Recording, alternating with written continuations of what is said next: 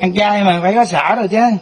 Mà sả nha, sả mình trồng mà sả ăn ngon á là cái cọng sả nhớ, đừng có xay bằng máy. Sả mà xay bằng máy không giờ ngon.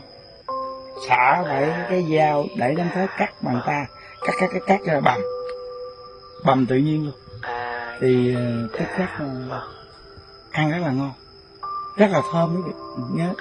Sả mà dao cắt còn xay bằng máy không ngon.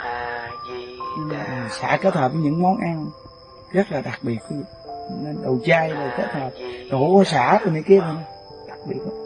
Nó tóm tắt cũng phải niệm Phật. Niệm Phật thì trồng cái gì cũng tốt, thấy không? Niệm Phật thì nơi nào niệm Phật thì đất tốt, hoàn cảnh tốt, cây cối đều tốt, cái gì cũng tốt. Từ nó cái tâm an lạc niệm Phật thì nó tốt rồi. Hay gì đâu Phật.